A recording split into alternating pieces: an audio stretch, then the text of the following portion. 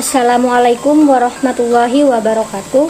Perkenalkan, nama saya Della Wulandari dengan NIM 212105030037 dari kelas Akuntansi Syariah 2. Baik, di sini saya akan mereview materi yang telah disampaikan oleh Bapak dosen Dr. Abdul Wadud Nafis tentang peradaban Islam pada masa pemerintahan Umayyah.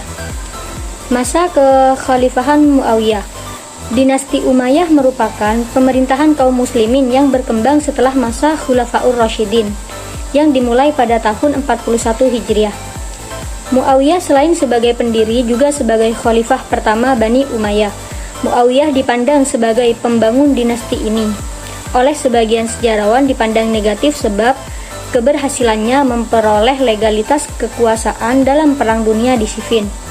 Terlepas dari itu, dalam diri Muawiyah terkumpul sifat-sifat seseorang penguasa, politikus, dan administrator. Keberhasilan Muawiyah mendirikan dinasti Umayyah bukan hanya kemenangan diplomasi dalam Perang Siffin. Keberhasilan Muawiyah mendirikan dinasti Umayyah bukan hanya kemenangan diplomasi dalam Perang Siffin dan terbunuhnya Ali bin Abi Thalib, melainkan sejak semula Muawiyah memiliki basis nasional yang solid sebagai landasan pembangunan masa depan. Selain itu, ia mendapatkan dukungan yang kuat dari Suriah dan keluarga Bani Umayyah. Ia merupakan seorang administrator yang sangat bijaksana dalam menempatkan para pejabat-pejabatnya serta memiliki kemampuan yang menonjol.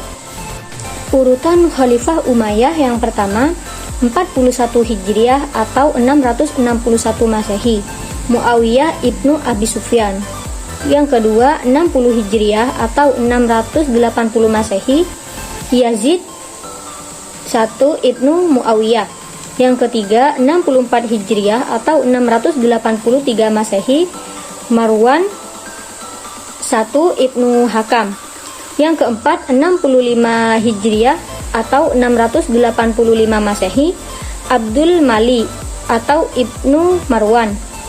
Yang kelima, 66 Hijriah atau 686 Masehi, Muawiyah II atau Ibnu Yazid.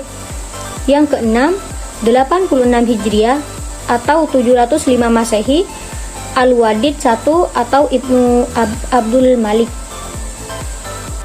Yang ketujuh, 96 Hijriah atau 715 Masehi, Sulaiman atau Ibnu Abdul Malik. Yang kedelapan, 99 Hijriah atau 717 Masehi, Umar atau Ibnu Abdul Aziz. Yang kesembilan, 101 Hijriah atau 720 Masehi, Yazid II atau Ibnu Abdul Malik. Yang ke-10, 105 Hijriah atau 724 Masehi, Hisham Ibnu Abdul Malik. Yang ke-11, 125 Hijriah atau 743 Masehi, yaitu Al-Wadid II atau Ibnu Yazid. Yang ke-12, 126 Hijriah atau 744 Masehi, Ibrahim atau Ibnu Al-Wadid II. Yang ke-13, 127 Hijriah sampai 123 Hijriah atau 744 sampai 750 Masehi, Marwan II atau Ibnu Muhammad. Organisasi pemerintah pada masa Bani Umayyah ada 5. Yang pertama, 1. An-Nizamul Siyasi atau organisasi politik. Yang kedua, An-Nizamul Idari atau organisasi tata usaha negara. Yang ketiga, An-Nizamul Harbi atau organisasi pertahanan. Yang keempat, An-Nizamul Ma'il atau organisasi keuangan. Dan yang terakhir, An-Nizamul Qadar atau organisasi kehakiman. Keberhasilan para pemimpin pada masa Bani Umayyah 1. Yang pertama, Abdul Malik.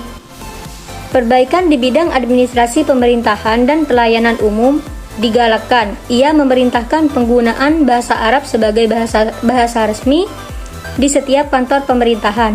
Sebelum itu, bahasa Yunani digunakan di Suriah, bahasa Persia di Persia, dan bahasa Kipti.